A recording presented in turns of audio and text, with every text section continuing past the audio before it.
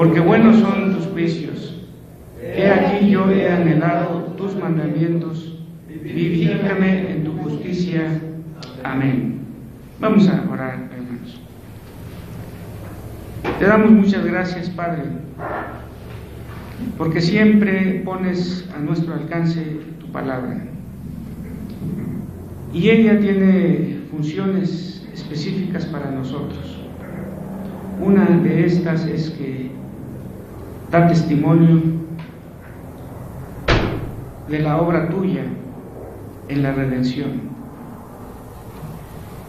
Tu palabra también, Señor, nos consuela, porque hay momentos de nuestra vida en el que pasamos por experiencias que nos inducen y nos conducen a la tristeza.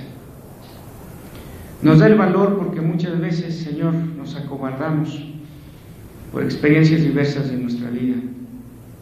Nos reprende también porque en muchos momentos nos conducimos de manera distinta a lo que tú demandas de nosotros. Y por lo tanto es necesario este aspecto también de tu santa palabra. Permite que nosotros como pueblo tuyo podamos responder al mensaje que tú nos das para efectuar en nuestra vida los cambios que requieres de nosotros a través de tu santa palabra. Que tu Espíritu Santo esté con tu siervo que expondrá tu santa palabra y con tu pueblo para sensibilizar a cada uno y vivir todos en la obediencia de este mensaje, de esta palabra tuya. Oramos en Cristo Jesús. Amén. Pueden sentarse, hermanos, por favor. Y como siempre, hermanos, la invitación es que tengamos la palabra de Dios abierta, particularmente en el pasaje que hemos leído, porque es la base, aunque también, como en ocasiones anteriores ha sucedido, nos remitimos a otros pasajes de la palabra, porque la palabra plena es orden y la predicación en alguna medida pues lleva también ese propósito de dar el mensaje del Señor con un orden.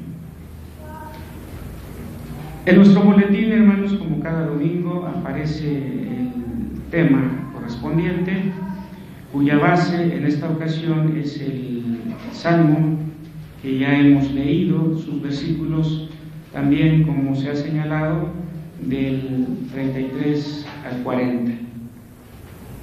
Las peticiones del creyente que aman la palabra de Dios. Ese es el tema de hoy, respecto al cual, hermanos, también como en ocasiones anteriores, tenemos una pequeña introducción al cual les invito, hermanos, que pongamos atención para ir entendiendo la palabra, la exposición de la misma desde su inicio.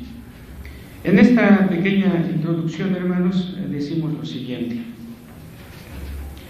Dios mantiene una relación de pacto para con su pueblo y lo hace también de manera individual con cada uno de sus integrantes. Esta gran verdad enseñada por la palabra escrita es el marco en el que el creyente se mueve y se relaciona para con su Señor, y en el que Él, es decir, Dios, declara sus promesas y concede el cumplimiento de las mismas. Este trasfondo inspira confianza en el creyente para pedirle a Dios, y en el que Dios, en este trasfondo, otorga a sus hijos la prerrogativa de lo que le pidan. Dios y el creyente no son desconocidos.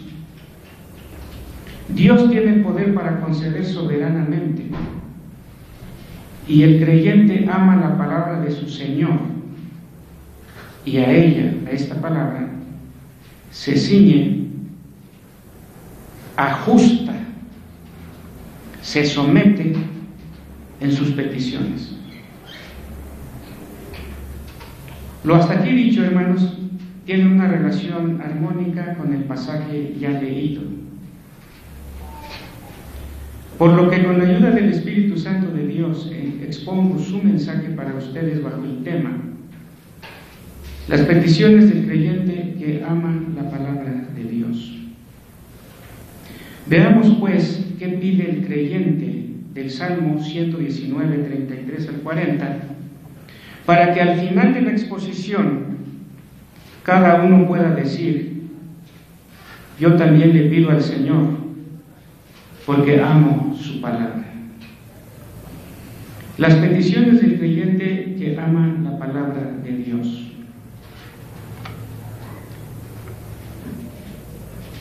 ¿Cuáles son las distintivas o cuáles son las peticiones del creyente, hermanos, que ama la palabra de Dios? En primer lugar, hermanos, vamos a leer el versículo que se sirve de base y que concretamente es el 33, para entonces ver las peticiones del creyente que ama la palabra. Dice: enséñame, oh Jehová, el camino de tus estatutos, y lo guardaré hasta el fin. Este versículo, hermanos, da pie para decir que las peticiones del creyente que ama la palabra de Dios, en primer lugar, su petición es: enséñame el camino de tus estatutos.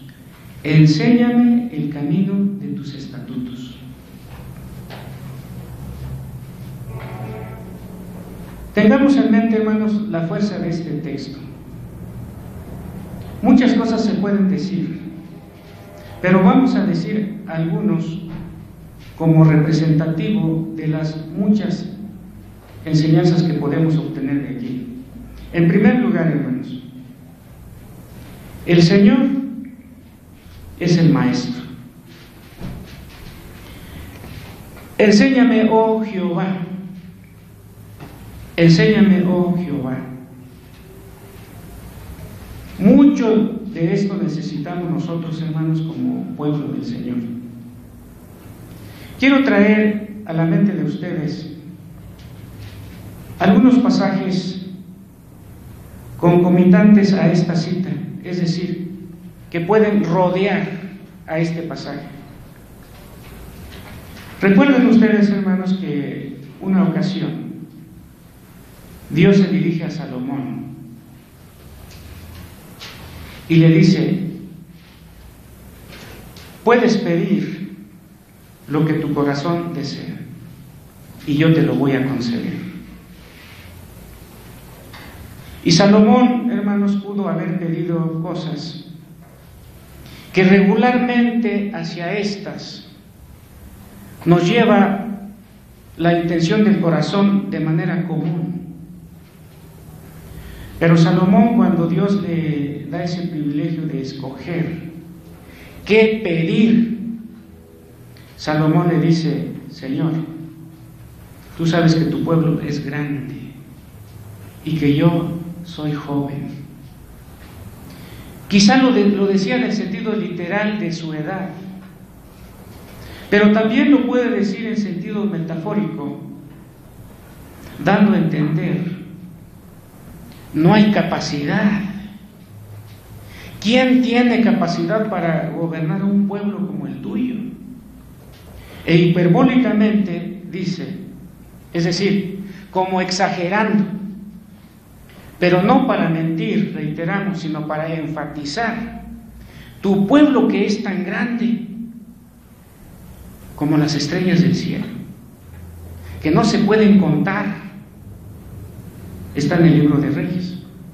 Y entonces Salomón, a esta indicación del Señor, él le dice: dame sabiduría, Señor, dame sabiduría. Y dice la palabra que Dios, hermanos, en términos muy antropomórficos, es decir, muy como de persona, hubo contentamiento en su corazón por la petición de su siervo. No me pediste riquezas, no me pediste, y ahí aparece una lista de lo que posiblemente Salomón hubiera pedido. Pero por cuanto lo que me pediste es sabiduría, entonces yo te concederé, y nadie en tu tiempo, y más allá de tu tiempo, tendrá la sabiduría que tú tendrás. Y el salmista, hermanos, no sabemos quién fue. Posiblemente David, pero el pasaje no indica Salmo de David. Pero él dice, una de sus peticiones como creyente, y creyente que ama la palabra, dice: enséñame el camino de tus estatutos. Por eso estamos diciendo, el Señor es su maestro. Enséñame, oh Jehová. Y dice, hermanos, también en Santiago 1:5, si alguno tiene falta de sabiduría, demándelo a Dios, quien le dará abundantemente. Si alguno tiene falta de sabiduría, demándelo al Señor, demándelo a Dios, pídaselo a Dios. Y el salmista, hermanos, en su oración, fíjense, ¿qué o quién de nosotros en nuestra oración, hermanos, le decimos: enséñame, oh Jehová, instrúyeme, Señor, ignorante soy, instrúyeme? Entonces, las peticiones del creyente que ama la palabra de Dios, estamos en plural. La primera: enséñame el camino de tus estatutos. Enséñame, oh Jehová, el camino de tus estatutos. Ahora, hermanos, antes de pasar a una segunda enseñanza de esta primera petición, debemos añadir que la expresión del Salmo 119:33 dice: enséñame, oh Jehová, el camino de tus estatutos. ¿Por qué decimos que Jehová es el maestro, que el Señor es el maestro? Porque los estatutos son de Él. En algún momento hemos dicho que en el lenguaje español, que es el que hablamos, cuando decimos de, siempre indica origen o pertenencia. Estos estatutos, ¿de quiénes son? Dice: enséñame, oh Jehová, el camino de tus estatutos. Entonces esos estatutos tienen un propietario, tienen un origen, vienen de algún lado. Por eso decimos que el Señor es el maestro, porque los estatutos son de Él. Ahora, hermanos,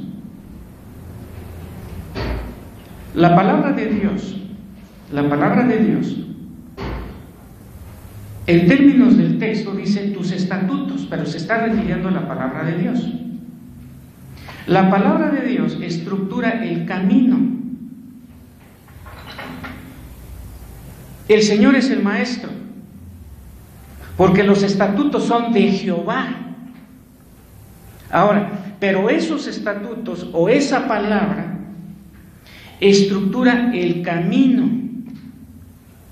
El camino tiene las distintivas que los estatutos le van dando. Por ejemplo, hermanos, ustedes recordarán de nuestro Señor Jesús, que es grande, que es ancha la puerta y el camino que lleva a la perdición.